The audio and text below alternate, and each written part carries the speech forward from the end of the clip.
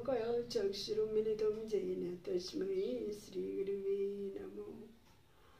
हे कृष्ण करुणा सिन्धु दीनबन्धु जगत्पते गोपेश गोपीकान्त राधाकान्त नमोस्तुते। कृष्णाय वासुदेवाय हरये परमात्मने प्रणतक्लेशनाशाय गोविन्दाय नमामि। वासुदेवसुतं देवं कंसचानरमर्दनं देवकी परमानन्दं कृष्णं वन्दे जगद्गुरुं। मूकं करोति वाचालं पङ्गुं लङ्घयति गिरिं यत्कृपातमहं वन्दे परमानन्दमाधवम्। এখন আমি ভাগবত থেকে একটু পাঠ করছি। ভগবান শ্রীকৃষ্ণ দ্বারকা যাত্রা করার সময় হস্তিনাপুরের মানুষের কি অবস্থা হয়েছিল, মনের অবস্থা, সেখান থেকে একটু পাঠ করে শোনাচ্ছি সবাইকে। জয় শ্রী রাধে।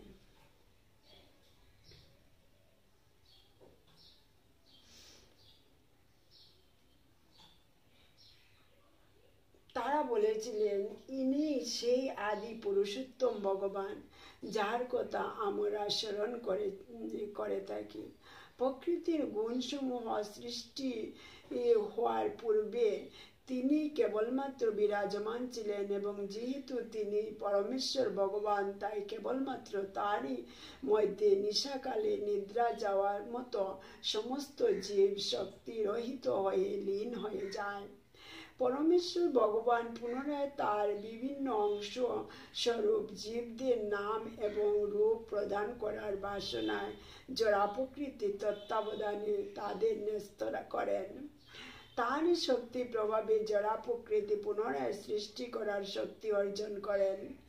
জীবকুলের কর্তব্য কর্মাদি বিধান করবার উদ্দেশ্যে তিনি শাস্ত্রাদি প্রণয়ন করেন।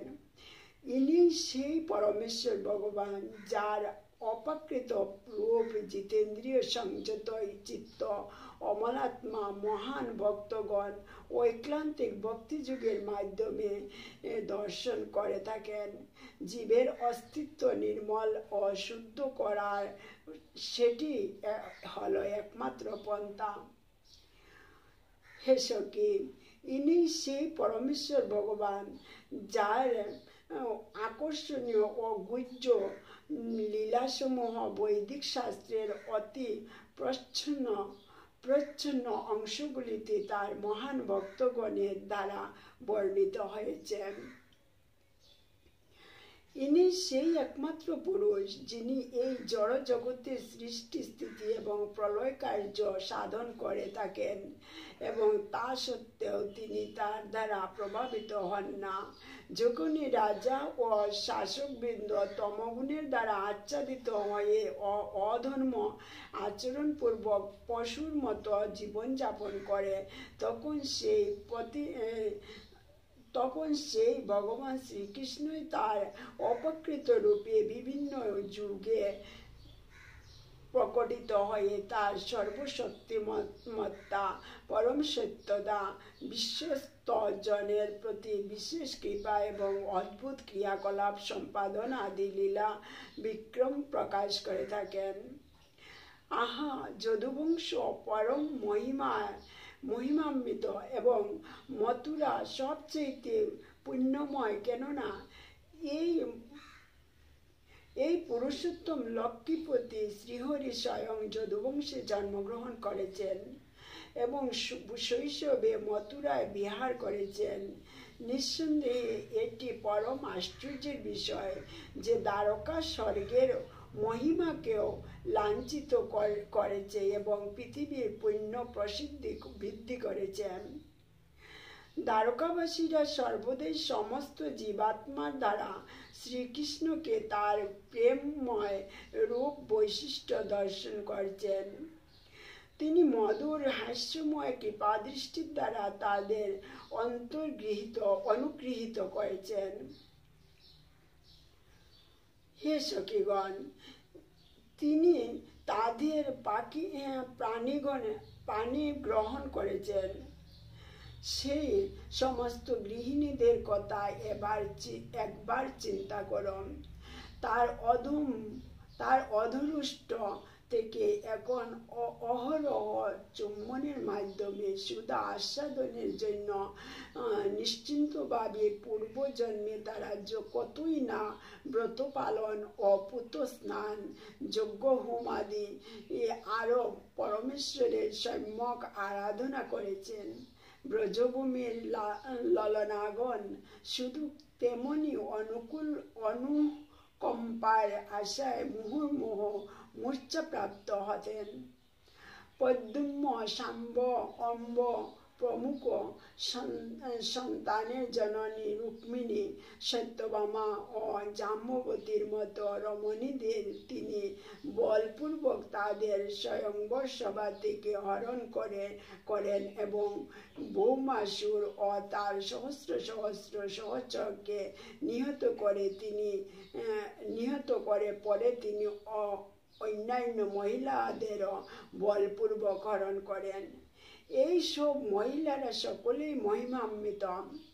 সেই সমস্ত নারীগণের নিতান্ত অপবিত্র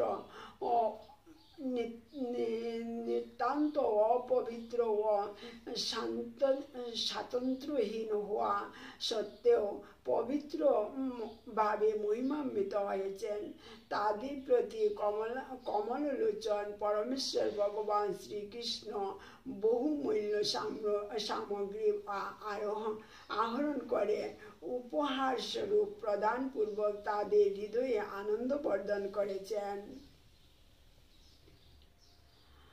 এবং তাদের নিঃসঙ্গ রেখে কখনো তিনি গৃহ থেকে নির্গমন করেন না। রাজধানী হস্তিনাপুরের পুরো নারীগণ যখন এইভাবে বাক্যালাপ করেছিলেন এবং তাকে অভিনন্দন জানাচ্ছিলেন, তখন পরমেশ্বর ভগবান শ্রীহরি স্মিত হেসে তাদের শুভ অভিনন্দন গ্রহণ করলেন এবং তাদের উপরে কৃপা দৃষ্টি নিক্ষেপ পূর্বক নগরে পরিত্যাগ করে চলে গেলেন।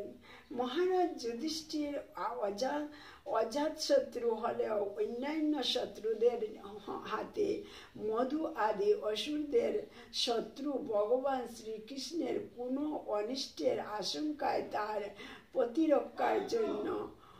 প্রতিরক্ষার জন্য এবং স্নেহবশেও তার সাথে হস্তি, অশ্ব, রথ এবং পদাতিক সৈন্য সমন্বিত এক বিরাট চতুরঙ্গ বাহিনী প্রেরণ করেছিলেন।